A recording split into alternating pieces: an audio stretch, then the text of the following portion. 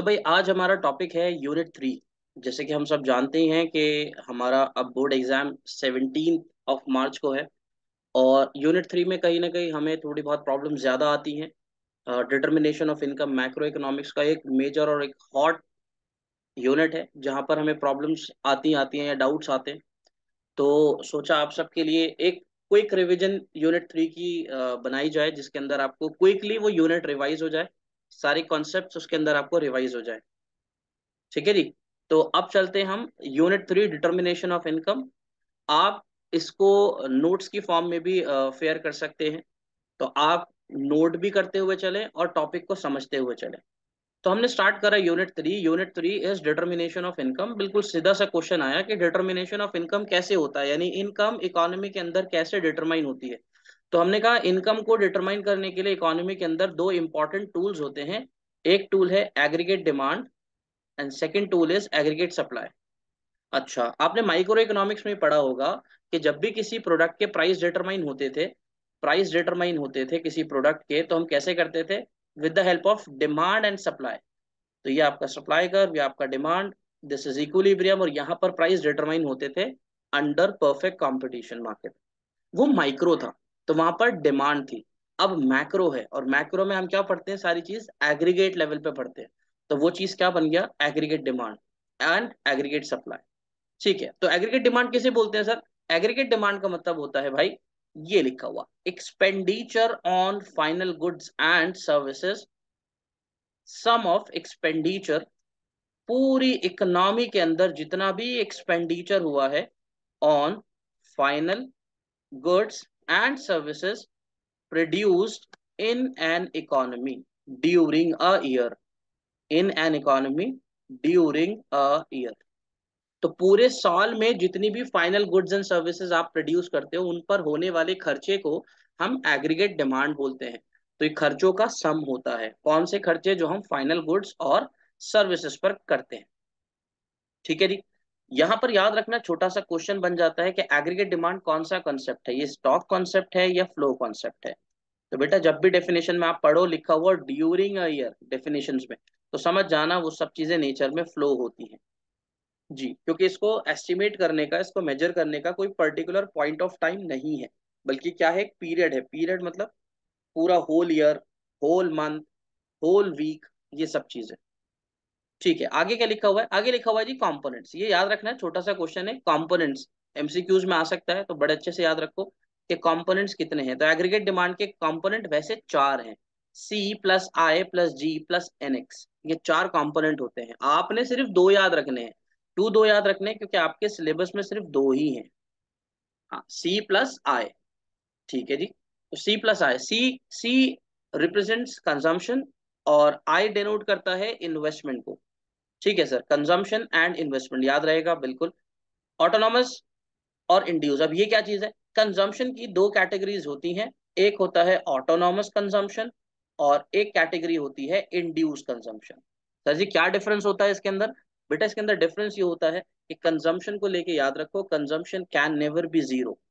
यहाँ point note कर लो, consumption can never be zero. इसकी वैल्यू जीरो नहीं हो सकती। क्यों? क्योंकि बिना कंजम्पशन के सरवाइव नहीं कर पाओगे ना, जिंदा जीवित कैसे रहोगे? कि कुछ भी कंज्यूम ना करो और जीवित रह लो। तो कंजम्पशन कभी भी जीरो नहीं हो सकता, वेदर इनकम इज जीरो, भले ही आपकी इनकम क्या हो जाए? जीरो हो जाए। अच्छा, तो अब आप जो भी कंजम्पशन करते हो उसके मिनिमम लेवल को, सी ये लिखा हुआ, minimum level of consumption is known as autonomous consumption. तो कंजम्पशन का जो लीस्ट लेवल होता है, कंजम्पशन का जो मिनिमम लेवल होता है, उसको हम क्या बोलते हैं? Autonomous consumption, minimum level of consumption. ठीक है जी। चलो जी, ठीक है। और इंड्यूस क्या होता है? बेटा ये जो बचा हुआ पार्ट है ना, वो सब इंड्यूस है। बचा हुआ पार्ट मतलब कि जब मिनिमम से जैसे ही आप एक्सपेंड करते हो, जितना हुआ रेस्ट पार्ट जो होता है, a part of autonomous consumption, rest part is known as induce consumption. अब आप यहाँ पे कर्व को ध्यान से देखो, ये रहा ये कर्व कैसे बना हुआ है कि consumption curve start from above the origin. ये पॉइंट्स आप नोट करते हुए चलो। Consumption curve always start from above the origin. ये हमेशा ओरिजिन के ऊपर से स्टार्ट होगा। क्योंकि मैंने अभी आपको बता दिया इसकी वैल्यू जीरो नहीं होती, ठीक है ना। ठीक है जी। इसके बाद क्या करना है, अबव जीरो स्टार्ट होगा तो फिर ये बढ़ता हुआ रहेगा, बढ़ता हुआ रहेगा मतलब कर्व जो है वो अपवर्ड स्लोपिंग बनता है, अपवर्ड स्लोपिंग बढ़ता हुआ। ऐसा क्यों सर, क्योंकि बेटा केन्स ने अपने लॉ में कहा था, उसको हम बोलते हैं साइकोलॉजिकल लॉ ऑफ कंजम्पशन। उस लॉ में कहा केन्स ने, as income rises consumption also rises, जितनी इनकम बढ़ती है खर्चे बढ़ते हैं। But but increase in consumption is more than increase in income is more than increase in consumption. ये बात याद रखनी, पूरा लॉ ये है, इनकम बढ़ेगी खर्चे बढ़ेंगे, लेकिन उसने लास्ट में कहा कि इनकम कंजम्पशन से ज्यादा बढ़ती है। और ऐसा ही होता है, जब हमारी इनकम बढ़ती है तो हम अपने खर्चे तो बढ़ाते हैं, लेकिन इनकम का कुछ पार्ट सेव करना शुरू कर देते हैं। तो दोनों बढ़ तो रहे हैं, लेकिन इनकम ज्यादा रेट से बढ़ रही है कंजम्पशन। तो यहाँ पर आपका कंजम्पशन कर्व आ गया, ध्यान रखना इसका ये जो इनिशियल पॉइंट है, ये वाला पॉइंट, यही है आपका autonomous consumption, initial point of consumption. ठीक है जी। उसके बाद सारा रेस्ट पार्ट जो है उसको हम इंड्यूस कहते हैं। ठीक है सर, आगे बढ़ते हैं। नीचे मैंने लाइन में लिखा हुआ है slope of consumption curve, slope of consumption curve जी, हाँ जी विजिबल है, स्लोप ऑफ कंजम्पशन कर्व। तो मैंने क्या लिखा, slope of consumption curve is equals to B, B से डिनोट करते हैं, बी है होता क्या है, बी आपने सुना होगा एमपीसी को कहते हैं। अब ये एमपीसी क्या होता है आगे भी आ जाएगा, अभी के लिए आप याद रखो कि कंजम्पशन कर्व का जो स्लोप होता है उसको हम एमपीसी यानी बी से डिनोट करते हैं। ठीक है। दूसरा कंपोनेंट इन्वेस्टमेंट, इन्वेस्टमेंट के भी दो टाइप हैं, ऑटोनॉमस एंड इंड्यूस्ड। अच्छा, लेकिन यहाँ पर ऑटोनॉमस का मतलब मिनिमम लेवल और कुछ नहीं है। ऑटोनॉमस का मतलब क्या है, वो जो इकोनॉमी के अंदर गवर्नमेंट सेक्टर इन्वेस्टमेंट करती है, जो सोशल वेलफेयर मोटिव के लिए किया जाता है। और investment curve constant and horizontal बनता है, इसका मतलब ये इंडिपेंडेंट है इनकम से, इंडिपेंडेंट, यानी इनकम बढ़े घटे इससे ऑटोनॉमस कंजम्पशन पर कोई भी इंपैक्ट नहीं पड़ेगा। साथ में इसका कंपैरिजन किया जाता है एक दूसरी इन्वेस्टमेंट से, उसको हम बोलते हैं इंड्यूस। और इंड्यूस वो होती है जो प्राइवेट सेक्टर करते हैं for the motive of profit maximisation, और इसका कर्व अपवर्ड स्लोपिंग होता है। इसका मतलब it is dependent on income level. तो दोनों में ऑटोनॉमस इंडिपेंडेंट है और इंड्यूस डिपेंडेंट है। अच्छा, अब इन्वेस्टमेंट में दो टाइप है, तो मैं पूरे चैप्टर में आए ऑटोनॉमस को मानूं या इंड्यूस को, तो ये बात आप याद रखना, पूरे चैप्टर में इन्वेस्टमेंट ऑटोनॉमस को ही ट्रीट करेंगे। It is an assumption of this chapter. जिसने ये अप्रोच दी है कीन्स ने, उन्होंने अज्यूम करा है कि इन्वेस्टमेंट का मतलब ऑटोनॉमस है। तो सर इंड्यूस क्यों पढ़ा, इंड्यूस सिर्फ कंपैरिजन के लिए पढ़ा है और कुछ नहीं। नीचे की तरफ चलते हैं। मैंने एडी का फॉर्मूला लिख दिया, सी प्लस आई, बिल्कुल ठीक करा आपने सर।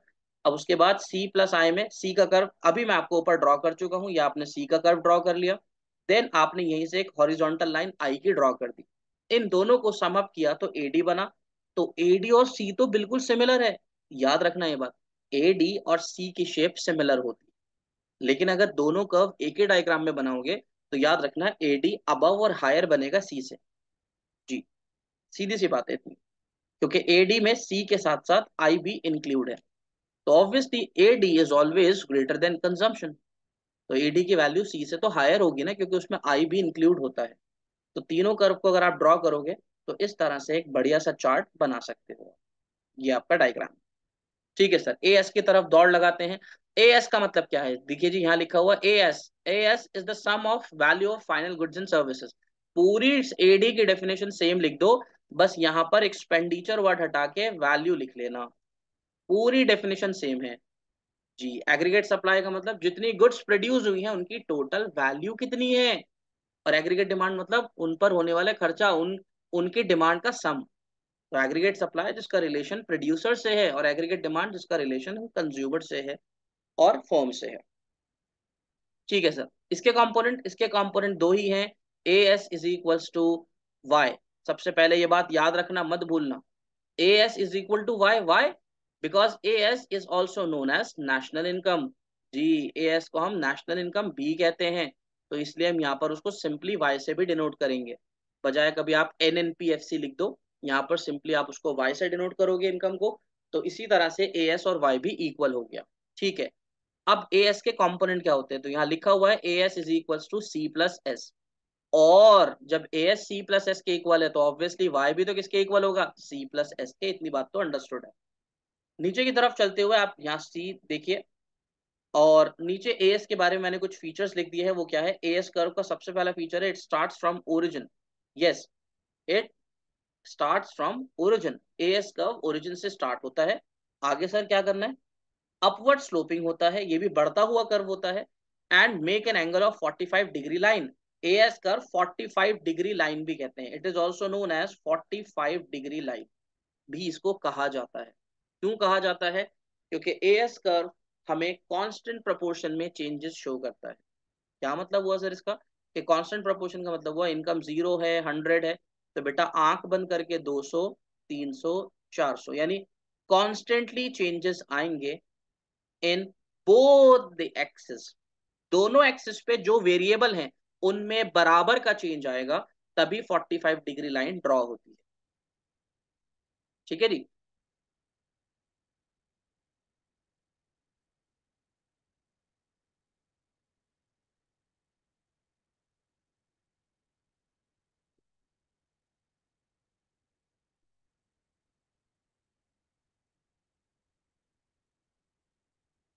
ठीक है, अगले टॉपिक पे चलते हैं। जरा इसको बहुत अच्छे से करना भाई, बड़ा इंपॉर्टेंट क्वेश्चन बनता है यहाँ पर, बहुत बहुत बहुत इंपॉर्टेंट। यहाँ पर बहुत सारे क्वेश्चन आएंगे रीजन असर्शन के, आपको थोड़ा अच्छे से समझना है। जल्दी से देखो, टॉपिक का नाम है consumption function and saving function. ये क्या होता है, कंजम्पशन फंक्शन लिख लो लिख लो, functional relationship between C and Y. Functional relationship between C and Y, income और कंजम्पशन के रिलेशनशिप को हम कंजम्पशन फंक्शन कहते हैं। अच्छा, और saving function, functional relationship between S and Y. तो सी और वाई के रिलेशन को हम कंजम्पशन फंक्शन, और सेविंग और इनकम के रिलेशन को सेविंग फंक्शन कहते हैं। कंजम्पशन फंक्शन के दो कंपोनेंट्स होते हैं, क्या नाम है, एपीसी एमपीसी। और सेविंग फंक्शन के भी दो कंपोनेंट होते हैं, एपीएस एमपीएस। कई बार आपने क्लासेस में सुना होगा, कई क्वेश्चंस आपने फेस करे होंगे। अब यहाँ पर याद करने वाली चीज क्या है वो समझो। एपीसी का फॉर्मूला याद रखो बेटा, सी अपॉन वाई। कैसे पता चलेगा, ये बात तो कॉमन है कि चारों फॉर्मूलाज में डिनोमिनेटर में वाई आएगा। वाह जी, सबके डिनोमिनेटर में वाई है। सिर्फ न्यूमरेटर कैसे पता चलेगा, सी देखो तो न्यूमरेटर में सी है, और एस देखोगे तो न्यूमरेटर में एस है। ठीक है जी। हाँ जी। अब ये डेल्टा का क्या सीन है, तो जितने भी एम वाले फॉर्मूले उनमें डेल्टा आएगा जी। एमपीसी तो इसका मतलब delta C upon delta Y. MPS तो delta S upon delta Y. और अगर एम नहीं है सर तो बेटा डेल्टा हटा दो, सिर्फ सी अपॉन वाई या एस अपॉन वाई। ठीक है, तो यहां से आप डेफिनेशन लिख सकते हो। अगर पूछता है व्हाट इज एपीसी तो आप लिखते हो it is the ratio of consumption at corresponding income level. ठीक है जी, तो आप इस तरह से खुद ही डेफिनेशन बना सकते हो कि एपीसी रेशियो होता है कंजम्पशन और इनकम का।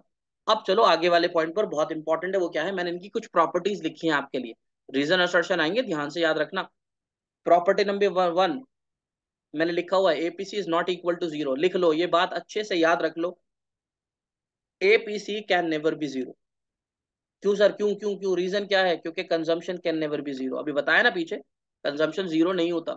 तो बेटा जब कंजम्पशन जीरो नहीं आएगा तो एपीसी का आंसर जीरो कैसे आएगा। सर ये पता कैसे लगाया, बेटा फॉर्मूला है ना सी अपॉन वाई। तो यहाँ पर सी की जगह पे जीरो पुट करोगे तभी तो आंसर जीरो आएगा ना। लेकिन जब सी जीरो ही नहीं होता तो ओवरऑल आंसर भी जीरो नहीं आ सकता। तो पहली प्रॉपर्टी याद रखो। प्रॉपर्टी नंबर टू पे चलो, APC is equal to one. Yes it is possible. Yes C upon Y can be equal to one when when C is equals to Y. अगर मेरा कंजम्पशन और इनकम बराबर हो जाता है तो इक्वल टू वन वैल्यू आ जाएगी। ठीक है सर, पॉइंट नंबर तीन पे चलते हैं। Can APC be greater than one, तो यहाँ पे लिखो यस। यस जी, एपीसी का आंसर एक से बड़ा भी आ सकता है। सर वो कैसे आएगा, भाई ये सी अपॉन वाई है ना, सी अपॉन वाई।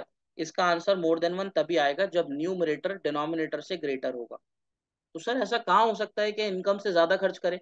बेटा हो सकता है, जब मैंने आपको क्या बताया था कि आपके पास कुछ भी पैसे नहीं होंगे, जीरो है, और आपको है मांगने की बेटा बड़ी बुरी आदत, जगह जगह मांगते रहते हो पैसे। तो अगर आपकी अपनी इनकम जीरो है और आपने किसी से कुछ अमाउंट बोरो किया, तो वो बोरिंग्स जो है आपके लिए, और उसको आप खर्च कर दोगे। सपोज आपने किसी से बोरो किया 50 रुपए, और वो 50 रुपए खर्च कर दिए। तो देखो इस सिचुएशन में इनकम जीरो है और कंजम्पशन कितना है 50, कौन ग्रेटर है, कंजम्पशन ग्रेटर है। तो इस सिचुएशन में आंसर मोर देन वन आएगा। ठीक है जी। पॉइंट नंबर 4 पे चलते हैं। APC can be less than 1, इसका आंसर एक से छोटा भी आ सकता है। कैसे आएगा? इसका आंसर एक से छोटा तब आएगा जब सी इज लेस देन वाई। और ये बिल्कुल कॉमन सिचुएशन है भाई। 100 रुपए है, 100 में से 50 खर्च कर दिए, 50 बच गए। 50/100 करो, डिवाइड करोगे 0.5 आ जाएगा। एमपीसी को लेकर क्या याद रखना है? एमपीसी को लेकर याद रखो, इट वेरीज बिटवीन 0 to 1। बिल्कुल सीधा सा आंसर है। 0 इसकी मिनिमम वैल्यू है और मैक्सिमम वैल्यू इसकी 1 है। इसके बीच में अगर कोई वैल्यू या कोई स्टेटमेंट आता है तो वो ट्रू है, और अगर इनको छोड़कर कोई स्टेटमेंट बोलता है तो उन सारे स्टेटमेंट पे भाई फॉल्स लिख देना। मिनिमम कितना बोला? 0। मैक्सिमम कितना बोला? 1, या इन बिटवीन होना चाहिए, न 1 से ग्रेटर न 0 से स्मॉलर। ठीक है, एपीएस को लेकर भी बात कर लेते हैं। एपीएस क्या फॉर्मूला था? S/Y। पहला चीज, क्या एपीएस 0 हो सकता है? हमने लिखा यस। S/Y, इसका आंसर 0 आ सकता है। सर कैसे आ जाएगा? बेटा सेविंग तो 0 होती है ना। हाँ, सारा पैसा खर्च कर दिया तो सेविंग कितनी हो गई? 0। इसका मतलब ट्रू है ये वैल्यू। क्या एपीसी 1 हो सकता है? 1, एपीएस 1 हो सकता है। तो एपीएस 1 कब आएगा? अभी मैंने इधर की तरफ हिंट दिया था ना, जब न्यूमरेटर और डिनोमिनेटर इक्वल होंगे। अब बेटा अब तू खुद सोच आराम से, क्या इनकम के बराबर हो सकती है सेविंग? हाँ सर, सारा पैसा सेव कर लूंगा। तो बेटा तू क्या हवा पानी पे जीवित रहेगा? अगर इनकम का सारा पार्ट सेव कर लेगा तो भाई कंजम्पशन क्या करेगा? नहीं कुछ भी। कुछ तो करना पड़ेगा ना। 100 रुपए भी अगर इनकम है तो मैं कह रहा हूँ कंजूस है पूरा पैसे बचाने में। 10 तो खर्च करेगा ना, 90 सेव कर ले, कोई बात नहीं। पॉसिबिलिटी वैसे इसकी कम है, लेकिन फिर भी मैं मान के चल रहा हूँ। तो 90 इज नॉट इक्वल टू 100 ना। नहीं हो सकते ना इक्वल, नहीं हो सकते, तो इसका आंसर भी 1 नहीं आ सकता। थर्ड पॉइंट पे चलते हैं। क्या एपीएस की वैल्यू 1 से छोटी हो सकती है? एग्जैक्टली हो सकती है भाई। इसका आंसर S/Y का 1 से छोटा खूब आ सकता है, अगर सेविंग की वैल्यू इनकम से कम हो। तो ये स्टेटमेंट भी ट्रू है। क्या एपीएस का आंसर 1 से बड़ा जा सकता है? इम्पॉसिबल है जी। जब 1 ही नहीं हो सकता तो 1 से बड़ा कैसे हो जाएगा? इनकम से ज्यादा कौन सेव कर लेगा? पांचवें पॉइंट पे चलते हैं, ये अच्छा पॉइंट है। एपीएस का आंसर नेगेटिव हो सकता है? नेगेटिव, माइनस, माइनस में आ सकता है। हाँ आ सकता है भाई। कैसे आएगा? ये वाला पॉइंट समझो, ये वाला। मैंने क्या बोला था? तुम्हारे पास इनकम नहीं है, 0, और तुम्हें हो गई उधारी की आदत, तो तुमने किसी से पैसा मांगा, मांगा ना, और वो पैसा मांगकर तुमने खर्च कर दिया 50 रुपए। अब तुम बताओ इस सिचुएशन में तुम्हारी सेविंग कितनी होंगी? सर सेविंग तो कुछ है ही नहीं। बिल्कुल, जब आप इनकम 0 पर कुछ खर्च करते हो तो वो आपकी नेगेटिव सेविंग्स को शो करता है, जिसको हम डिस सेविंग भी कहते हैं। तो सेविंग माइनस में जा सकती है कब? जब आप इनकम से ज्यादा, या इनकम कुछ भी नहीं है और आप कुछ अमाउंट बोरो कर लो। ठीक है जी, तो ये स्टेटमेंट याद रखना। रीजन असर्शन में बहुत आराम से अटेम्प्ट करना, बहुत आराम से। ठीक है जी, फीचर्स को आराम से पढ़ लो, बिल्कुल आराम से अटेम्प्ट करना, एक क्वेश्चन मिलेगा तुम्हें अब छोटा। रिलेशनशिप की बात करें तो ए वाले जितनी भी टर्म्स है, एपीसी और एपीएस, इन दोनों का सम 1 होता है। और अगर मैं एम वाली टर्म्स की बात करूं, एमपीसी और एमपीएस, इनका सम भी 1 होता है। ज्यादा डिटेल में जाने की जरूरत नहीं है, बस इतना याद रख लो, दोनों का सम 1 होता है। ठीक है जी। हाँ, डेरिवेशन को कराने का भी कोई टाइम नहीं है।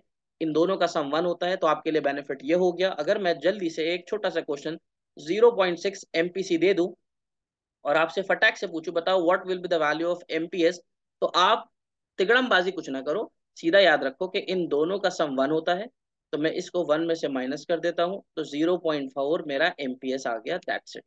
ऐसी एपीसी और एपीएस में अगर कुछ भी गिवन है, दूसरा वाला आप 1 में से माइनस करके निकाल सकते हैं। ठीक है सर, अगले पॉइंट पे चलते हैं। ये कंजम्पशन की इक्वेशंस, और ये न्यूमेरिकल में बहुत यूज होती है, जरा ध्यान रखो। मैंने लिखा हुआ है C is equals to C bar plus B Y.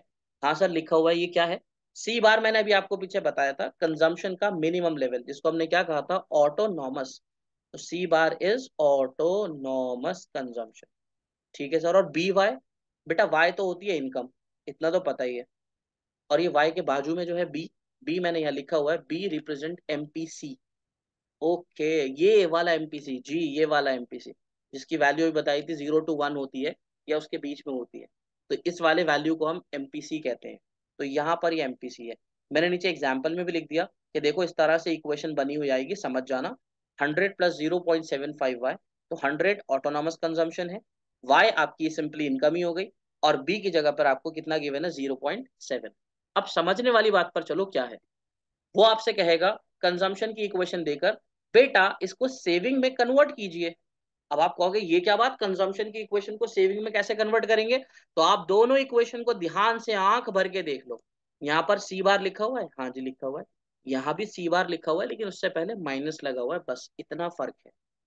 क्या आपको जो वैल्यू सी की इक्वेशन में दे रखी है सी बार की प्लेस पर, वही एस की इक्वेशन में लिखनी है, बस आगे क्या लगाना है, माइनस। और अगर एस की इक्वेशन होगी तो सी की इक्वेशन में माइनस हटाना है। चलो दूसरा पॉइंट, यहाँ पर बी कौन है, एमपीसी। यहाँ पर बी होगा, बी नहीं आएगा, यहाँ पर आएगा एमपीएस। हाँ सी की इक्वेशन है ना, तो सी की इक्वेशन में बी को एमपीसी कहते हैं, तो वाई के साथ जो वेरिएबल होगा वो एमपीएस होगा। तो सर आपने वन माइनस बी क्यों लिखा है, खाली बी लिख देते। खाली बी नहीं लिख सकते ना, देखो कैसे। अभी मैंने आपको यहाँ बताया ऊपर ही कि एमपीसी और एमपीएस का सम कितना होता है, वन। ये दिखा ना, ये हाँ ये लिखा हुआ। तो मेरे बच्चे अगर एमपीसी 0.7 है, यहाँ पे ये लिखा हुआ 0.7, तो तुम्हारे हिसाब से एमपीएस कितना होना चाहिए? सर वन में से माइनस कर दो, तो बेटा इसलिए यहाँ पर वन में से माइनस करके लिखते हैं, और यहाँ पे 0.3 आ गया, क्योंकि वन में से आपने 0.7 को लेस कर दिया। ठीक है जी। तो इतनी बात आपको अच्छे से याद करनी है, इसको नोट कर लीजिए, बहुत इंपॉर्टेंट क्वेश्चन यहाँ पर बनता है एग्जाम के लिए। ठीक है जी। अब चलते हैं, मैं आपको अगले टॉपिक पे लेके चलता हूँ।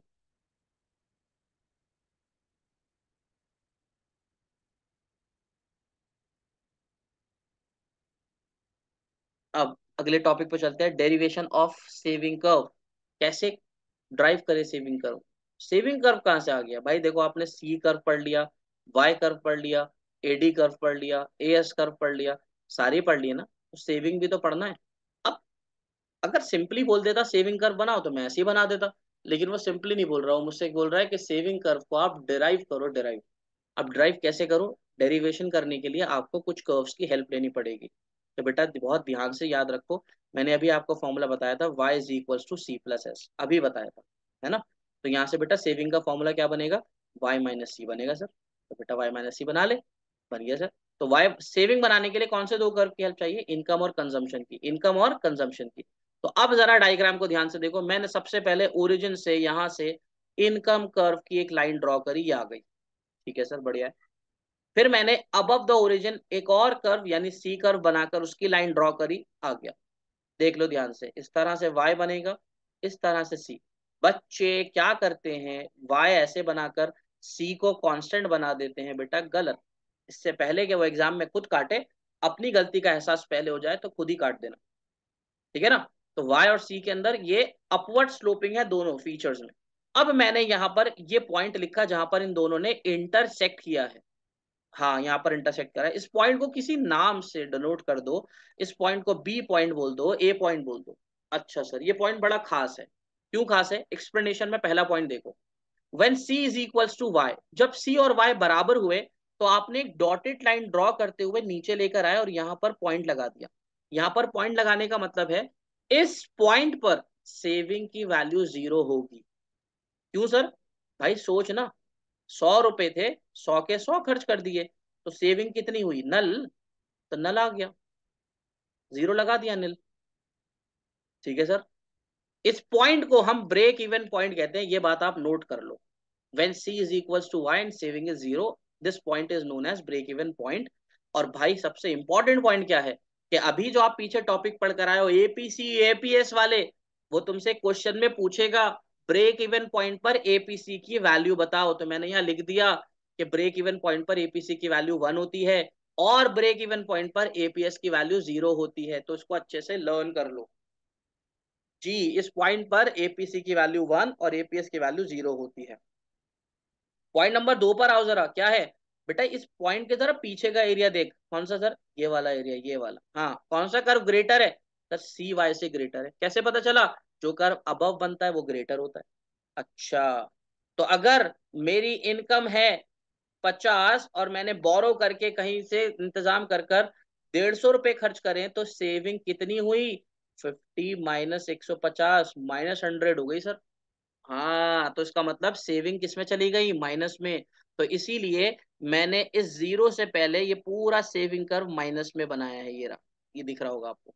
क्या नाम लिखा, डिस सेविंग, मैंने आपको भी पहले ही बता दिया कि बेटा सेविंग माइनस में जा सकती है। अगर आप इनकम से ज्यादा पैसा खर्च कर लो। अच्छा, अब पॉइंट नोट करने वाला क्या है कि इस पर एपीसी और एपीएस की वैल्यू कितनी होगी। तो बेटा एपीएस तो चला गया माइनस में, नेगेटिव कुछ भी आंसर आ सकता है उसका। और एपीसी, एपीसी की वैल्यू बेटा एक से ग्रेटर आएगी। एपीसी की वैल्यू एक से ग्रेटर किस में, ब्रेक इवन पॉइंट के पीछे वाले एरिया में। लास्ट पॉइंट, बी के जरा आगे भी चलो। हाँ जी, बी के आगे चलते हैं। अब कौन सा कर्व ऊपर है, अब तो वाई कर्व ऊपर चला गया, सी नीचे आ गया।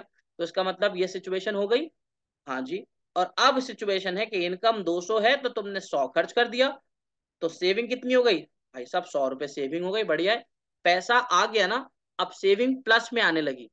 अच्छा, तो ये सारा पोर्शन जो है आपके लिए, ये प्लस में सेविंग को शो करता है, ये सारा नेगेटिव में शो करता है, यहाँ पर जीरो शो करता है। अब आओ इस पर एपीसी और एपीएस की वैल्यू, तो एपीसी की वैल्यू यहाँ पर एक से छोटी होंगी और एपीएस की वैल्यू भी एक से छोटी होगी। और मेरे बच्चों, एक से छोटी का मतलब नेगेटिव नहीं होता, एक से छोटे आंसर होने का मतलब है बिटवीन 0 to 1। ठीक है जी, जीरो भी नहीं, more than zero and less than 1। ठीक है जी, चलो बढ़िया से ये जरा डायग्राम अच्छे से पढ़ लेना और इसके ये पॉइंट अच्छे से याद कर लेना।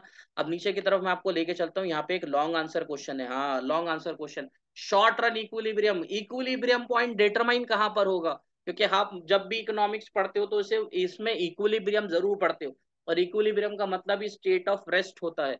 बेस्ट सिचुएशन कौन सी है, तो हमने कहा जी equilibrium of level of income निकालने के लिए आपके पास दो अप्रोच हैं, एडीएएस एंड आईएनएस अप्रोच। सबसे पहले तो नाम याद रखो, ठीक है। फिर नाम के बाद क्या याद रखो, कंडीशन, यानी अगर मैं एडीएएस अप्रोच का यूज करूं तो कैसे इक्विलिब्रियम पता लगाऊं। तो मैंने यहां लिख दिया बेटा ex ante AD is equals to ex ante AS. अभी एक्सैंटे का क्या मतलब है, एक्सैंटे का मतलब होता है बेटा प्लान्ड लेवल, फ्यूचरिस्टिक एडी। जब फ्यूचर में ए डी और ए एस इक्वल होंगे तब इक्विलिब्रियम डिटरमाइन होगा। तो यहाँ पर एग्जैंटे वर्ड लिखना जरूरी है, बिल्कुल भाई जरूरी है, क्योंकि इक्विलिब्रियम तभी होगा when planned AD is equals to planned AS, not current AD. अब उसके लिए मुझे क्या करना पड़ेगा सर, उसके लिए भाई सिंपल सा, पीछे तो एडीएस कर्व बना चुका है ना भाई, यहाँ जीरो से स्टार्ट कर, एएस कर्व बना आपका, ये आ गया एएस कर्व, और अबव द ओरिजिन स्टार्ट करा एडी कर्व, बिल्कुल ठीक है। जहां पर दोनों ने इंटरसेक्ट करा, यहाँ पर लिख ई पॉइंट, और ई से ये एक लेवल डिटरमाइन कर दो। इस लेवल को फुल एम्प्लॉयमेंट लेवल कहते हैं, ये याद रखो।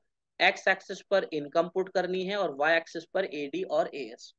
ये बात अच्छे से याद रखो कि जब ये दोनों इक्वल होंगे तो equilibrium level of income determine हो जाएगा, और उस लेवल को हम फुल एम्प्लॉयमेंट लेवल कहेंगे। ऐसे अगर मैं आई और एस की बात करूं तो सिंपल है बेटा, आई और एस की वैल्यू भी जब इक्वल हो जाएंगी तो इक्विलिब्रियम अटेन हो जाएगा। उसके लिए आई और एस के कर्व बनाने पड़ेंगे। आई कर्व आपको मैंने पीछे बनवाया था, हॉरिजॉन्टल शेप का होता है, और सेविंग कर्व आपने अभी ऊपर देख ही लिया, नेगेटिव से स्टार्ट होता हुआ कर्व होता है। नेगेटिव से स्टार्ट, ये देखो यहाँ पर, ये रहा, तो नेगेटिव से स्टार्ट हो रहा है, हाँ जी नेगेटिव से।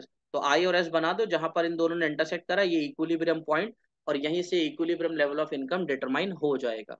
इतनी बात समझ आ गई है, तो अब हम आगे की तरफ चलते हैं।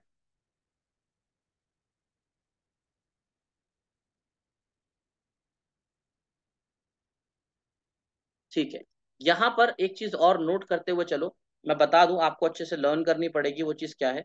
काफी इंपॉर्टेंट क्वेश्चन है, वो आपको बोलेगा क्वेश्चन के अंदर, बेटा AD is not equal to AS, AD is not equal to S, बोलेगा क्वेश्चन। हाँ, कहेगा I is not equal to S, क्या फिर भी इकोनॉमी इक्विलिब्रियम में होगी, तो सीधा सा लिखना नहीं। क्यों, क्योंकि बोला ना इक्विलिब्रियम तब होता है जब दोनों इक्वल होते हैं। तो अगर ये दोनों इक्वल नहीं हुए तो आपके सामने दो सिचुएशन आएंगी, इधर AD is more than AS और AD is less than AS. Same यहाँ पर अगर आई और एस इक्वल नहीं हुए तो एक सिचुएशन आएगी I is more then S, और एक आएगी I is less then S. वो तुमसे यहाँ पर पूछेगा कि अगर ऐसा हुआ, ये हुआ या ये हुआ, तो बताओ इकोनॉमी के ऊपर क्या इम्पैक्ट पड़ेगा। जी, क्या इम्पैक्ट पड़ेगा इकोनॉमी के ऊपर अगर ऐसा हुआ तो यहाँ पर बड़े अच्छे से समझ से काम करते हुए चलना, और ध्यान से उसकी एक्सप्लेनेशन लिखना। ये पॉइंट्स तुम बुक में से कहीं से भी पढ़ सकते हो, मैं तुम्हें हिंट बता देता हूँ। अगर ए डी ए एस से ग्रेटर है, इसका मतलब लोग एक्सपेंडिचर ज्यादा करना चाहते हैं और हमारे पास अवेलेबिलिटी ऑफ गुड कम है। हाँ, यही बात है, बिल्कुल। अगर लोग ज्यादा खर्च करना चाहते हैं और हमारे पास गुड्स अवेलेबल कम है, तो याद रखना कि अब जो डिजायर्ड है, जो planned level of output, planned level of output, क्या तुम अब फ्यूचर में और सामान बनाना चाहोगे जब डिमांड ज्यादा है और सप्लाई कम है? Exactly exactly. तो जितने भी प्रोड्यूसर हैं, producer will plan to produce more goods in future. वो ये प्लान करेंगे कि फ्यूचर में हमें और ज्यादा सामान बनाना है। क्यों भाई? क्योंकि एग्रीगेट डिमांड ज्यादा है और सप्लाई कम है, तो वो कल के लिए अपना प्लान्ड आउटपुट ज्यादा प्रोड्यूस करना चाहेंगे। क्योंकि अभी करंट में एडीएस से अगर ज्यादा है तो उसका एक इम्पैक्ट ये भी पड़ेगा इकोनॉमी के ऊपर कि यहाँ पर देश में इन्फ्लेशन आ जाएगा। इन्फ्लेशन आ जाएगा बिल्कुल, क्योंकि जब लोग डिमांड ज्यादा करेंगे, अवेलेबिलिटी ऑफ गुड्स कम होगी, तो प्राइसेस हाइक हो जाएंगे, महंगाई होने लगेगी। महंगाई होगी तो फिर आगे जाके लोग थोड़ी बहुत अपने डिमांड कम कर देंगे। एक पॉइंट पर जाकर एडी और एएस दोबारा से मीट कर जाते हैं और वहीं पर इक्विलिब्रियम अटेन हो जाता है। ठीक है जी। इसी का अपोजिट हम AD is less than AS में पढ़ेंगे। बहुत इंपॉर्टेंट पॉइंट है, इसके पॉइंट्स अच्छे से लर्न कर लो। सिमिलर पॉइंट यहाँ पर भी लर्न करने हैं, मत भूलना इसको, बहुत इंपॉर्टेंट क्वेश्चन है ये। ठीक है जी। अब चलते हैं हम अगले टॉपिक के ऊपर।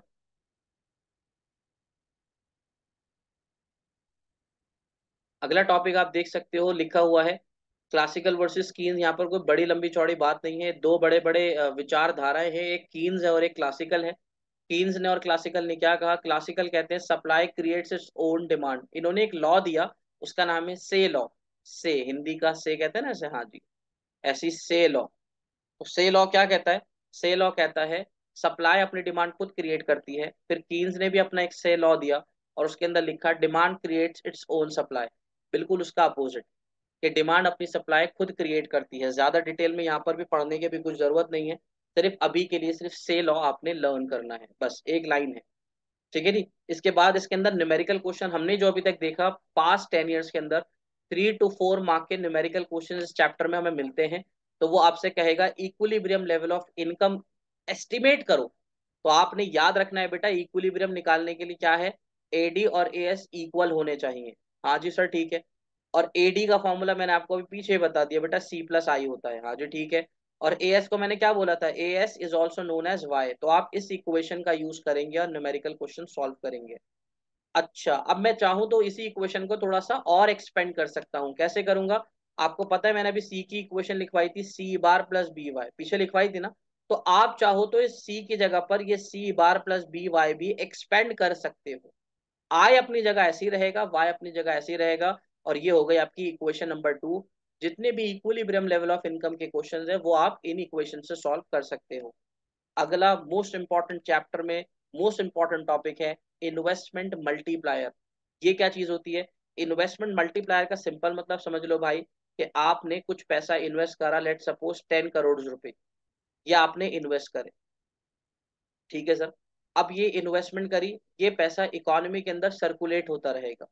कैसे सर्कुलेट होगा? भाई सीधी सी बात है कि आपने इन्वेस्ट करा, जिसके पास ये पैसा जाएगा उसके लिए इनकम बन जाएगा। हाँ, लेट सपोज ए है, इसने 10 करोड़ रुपए इन्वेस्ट करे, अगर बी की कंपनी में या बी से कुछ खरीदा, तो इसकी इन्वेस्टमेंट बी के लिए इनकम बन जाएगी। अब वो इस पैसे को खर्च कर देगा, ऑब्वियस है, इनकम को थोड़ा सा खर्च करेगा, बचा हुआ पार्ट सेव हो जाएगा। तो यहाँ पर आप टेबल को देखते रहिए, 1,000 करोड़ इन्वेस्ट किया गया।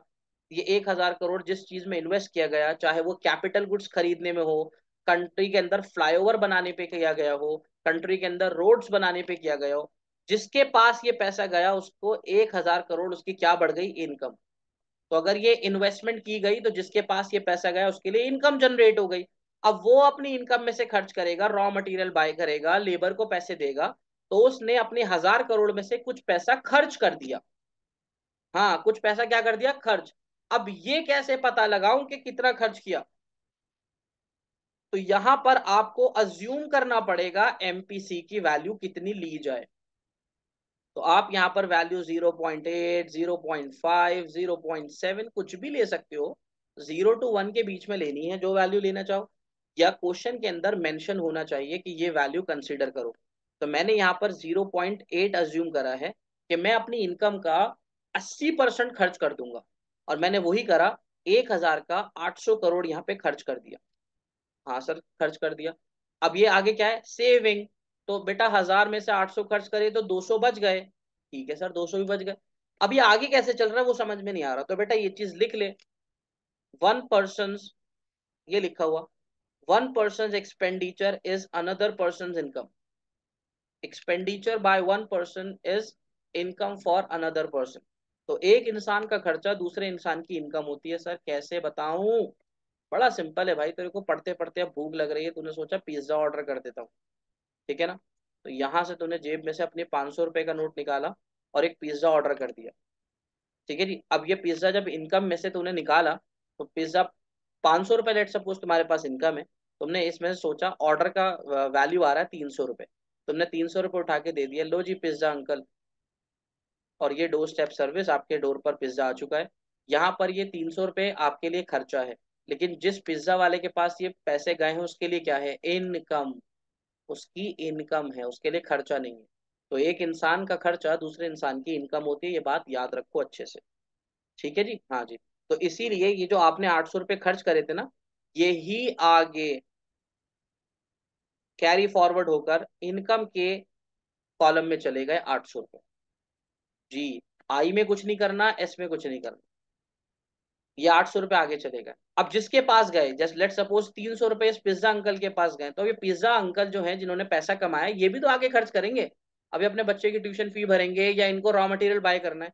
तो 800 रुपये जब इनके पास आ गए, तो इन्होंने भी उसमें से कुछ पैसा खर्च कर दिया। कितना? 0.8 इन्होंने भी खर्च कर दिया। तो 640 रुपये इन्होंने खर्च कर दिए, जो बचा हुआ पैसा था वो इनके लिए सेव हो गया। इस तरह से याद रखो, एक इंसान का खर्चा दूसरे इंसान की इनकम होती है, और ये आगे इस तरह से राउंड चलते रहेंगे। तो मुझे कितनी बड़ी टेबल बनानी है? एटलीस्ट आपको 3 to 4 राउंड शो करने पड़ेंगे टेबल में। जैसे 1 2 3 4, 4 राउंड तो आपको दिखाने पड़ेंगे कि ये इनकम आगे जाके फिर बनी, फिर बनी, फिर बनी, और लास्ट में आपको इनके सबके टोटल्स निकालने पड़ेंगे कैसे आए। तो इन्वेस्टमेंट का टोटल 1000 है, आपने ये देख ही लिया है। इनकम का टोटल कैसे निकालूं, क्योंकि आगे तो भी बहुत सारे राउंड थे सर, ये तो राउंड खत्म ही नहीं होंगे। हाँ, तो आप नीचे एंड सो ऑन लिख देंगे और उसका टोटल निकालेंगे। टोटल निकालने के लिए आप ऊपर आ जाइए जरा। इन्वेस्टमेंट मल्टीप्लायर को मैंने बताया के से डिनोट करते हैं, और के निकालने के आपके पास 3 बड़े अच्छे फॉर्मूलाज हैं। इन तीनों फॉर्मूलाज को यहाँ लर्न कर लीजिए। Delta Y upon delta I, सबसे पहला फॉर्मूला ये है। Change in income divided by change in investment. यहाँ बच्चे बहुत गलती करते हैं, इनकम इन्वेस्टमेंट में वो थोड़ा कंफ्यूज हो जाते हैं। वाई आई की जगह आई वाई लिख देते हैं, गलत हो जाएगा बेटा। वाई न्यूमरेटर में, आई डिनोमिनेटर। के का एक और फॉर्मूला है 1/1 - एमपीसी, वही एमपीसी जो आप पीछे पढ़ते हुए आए हो, या 1/एमपीएस। तो आप इन तीनों फॉर्मूलाज का यूज करके इन्वेस्टमेंट मल्टीप्लायर एस्टिमेट कर सकते हो। और मैंने यहाँ पर यही किया। देखो यहाँ पर मैंने के का फॉर्मूला लगाया 1/1 - एमपीसी करके, और मैंने क्वेश्चन में एमपीसी कितना अज्यूम करा था, 0.8। तो मैंने यहाँ पर 0.8 इसकी वैल्यू रख दी, सॉल्व करा, इसका आंसर 5 आ गया। के का आंसर कितना आ गया, 5, यानी इन्वेस्टमेंट मल्टीप्लायर 5 आ गया। अब क्योंकि मुझे इनकम का टोटल निकालना था, तो मैंने के का दूसरा फॉर्मूला यूज करा, delta Y upon delta I. Delta Y upon delta, हाँ, एक और फॉर्मूला यूज करा, और उसमें मैंने के की वैल्यू को प्लेस करा 5। डेल्टा वाई मेरे पास था ही नहीं, लेकिन डेल्टा आई का टोटल तो आपके पास हैगा ना 1000। हाँ जी, पुट कर दिया था, और यहाँ से वो क्रॉस मल्टीप्लाई होकर मेरा आंसर 5000 आ गया। तो वाई का टोटल 5000 आ गया। इसका मतलब 1000 की इन्वेस्टमेंट करने से इकोनॉमी के अंदर 5000 करोड़ की इनकम जनरेट होगी। ठीक है सर। फिर सी का कैसे निकाला आपने टोटल? बेटा हर बार हम सी कैसे निकाल रहे थे, इनकम का 80% निकाला था ना, 0.8। तो यहाँ पर भी मैंने 5000 का 0.8 करके 4000 निकाल दिया।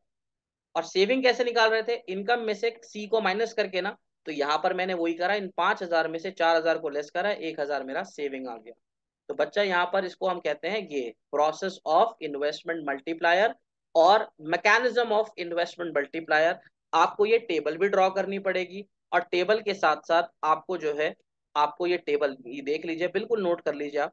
ये टेबल इसी फॉर्मेट में याद कर लीजिए। अगर एमपीसी कुछ भी गिवन नहीं हुआ तो अज्यूम कर लीजिएगा 0.8। ये सारी वर्किंग शो करिएगा। और बेटा भूलना नहीं, एक्सप्लेनेशन तो हर टेबल और डायग्राम की आपको लिखनी पड़ेगी। आप अपने वर्ड्स में भी एक्सप्लेनेशन लिख सकते हो जो प्रोसेस आपके सामने हुआ है। ठीक है जी, हाँ जी। एक मार्क का बड़ा इंपॉर्टेंट क्वेश्चन रहता है कि मिनिमम वैल्यू ऑफ के कितनी होती है, तो यहाँ लिखा हुआ है 1, और मैक्सिमम वैल्यू ऑफ के कितनी होती है उसको हम बोलते हैं इन्फिनिटी। ये याद रख लो, कोई घबराने वाली बात है। ठीक है जी। तीसरा क्वेश्चन यहाँ पर फिर एक 1 मार्कर बनता है कि क्यों के का फॉर्मूला एमपीसी के साथ भी है और के का फॉर्मूला एमपीएस के साथ भी है, तो वो आपसे पूछ सकता है इन दोनों में क्या रिलेशन है। तो आपको यहाँ शो करा हुआ है के और एमपीसी में डायरेक्ट रिलेशनशिप है। इसका मतलब साफ हो गया, अगर एमपीसी की वैल्यू बढ़ेगी तो के विल ऑल्सो राइज, जितना एमपीसी बढ़ेगा के बढ़ेगा। अच्छा, और के और एमपीएस का रिलेशन, के और एमपीएस का रिलेशन बेटा इनवर्स है, जितना एमपीएस बढ़ेगा के विल फॉल। ये बात आपने अच्छे से यहाँ पर याद रखनी है। ठीक है जी, यहाँ पर इनको नोट करते हुए चले, सारे क्वेश्चंस बहुत इंपॉर्टेंट चल रहे हैं।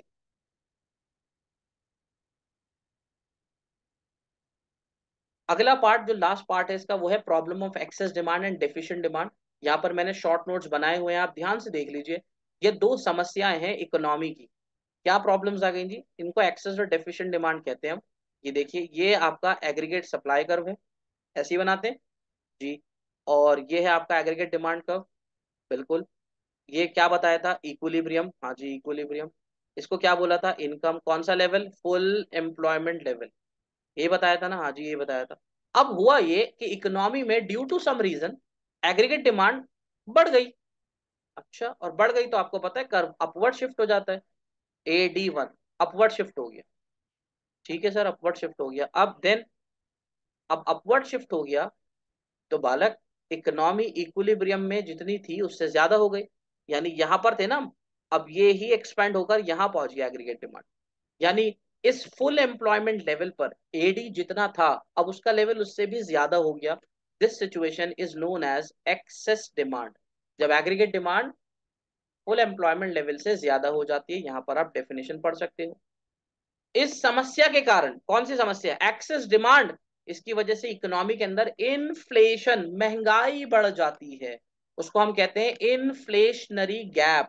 तो बेटा यहां पर आपको डायग्राम बनाकर इस तरह से गैप हाईलाइट किया जाएगा और आपसे पूछा जाएगा बताइए ये पॉइंट के टी क्या रिप्रेजेंट कर रहे हैं। तो बेटा याद रखना, इक्विलिब्रियम के अगर ऊपर एडी गया तो इन्फ्लेशनरी गैप है, और अगर इक्विलिब्रियम के नीचे चला गया एडी तो वो डिफ्लेशनरी गैप है। बिल्कुल एक्सेस डिमांड का ऑपोजिट, बिल्कुल एक्सेस डिमांड का ऑपोजिट है। तो यहां से आप ये सारे पॉइंट्स पढ़ लेना, यहाँ पे पॉइंट्स लिखे हुए हैं, डायग्राम बना हुआ है। ठीक है जी। और ये चीज एक नोट लिखा हुआ है, ये ध्यान रखो कि एक्सेस डिमांड और डेफिशिएंट डिमांड हमेशा फुल एम्प्लॉयमेंट पर ही एग्जिस्ट करती है। ठीक है जी, यानी हमेशा आपको फुल एम्प्लॉयमेंट लेवल पर ही एग्जिस्ट करेगी, यहाँ पर ये ध्यान रखें।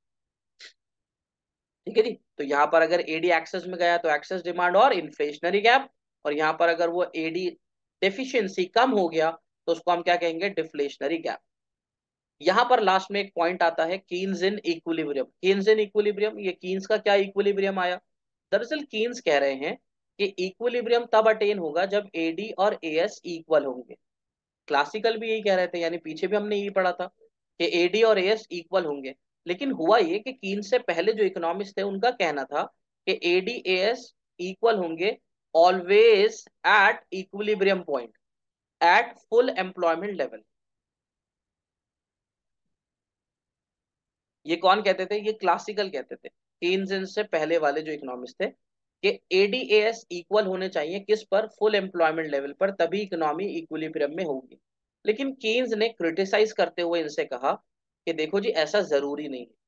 इन्होंने कहा एडीएएस इक्वल होने चाहिए, चाहे वो फुल लेवल पर हो, चाहे वो फुल के पीछे हो जिसको हम कहते हैं अंडर एम्प्लॉयमेंट, या चाहे वो फुल के ऊपर हो जिसको हम कहते हैं ओवर फुल एम्प्लॉयमेंट।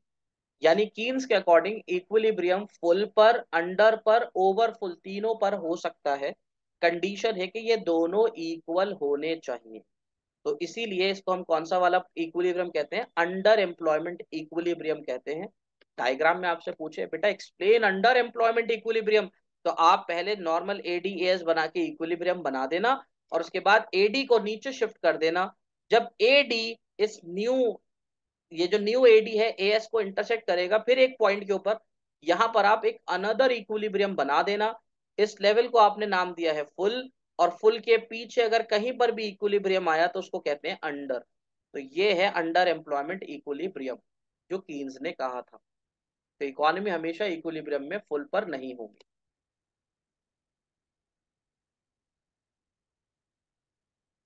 अब यहाँ पर मतलब ये क्वेश्चन तो तुम मान के चलो कि कंपलसरी क्वेश्चन है। अगर बच्चा पेपर में पूछता है सर इंपॉर्टेंट बता दो, बेटा मोस्ट इंपॉर्टेंट महा इंपॉर्टेंट क्वेश्चन है यहाँ पर।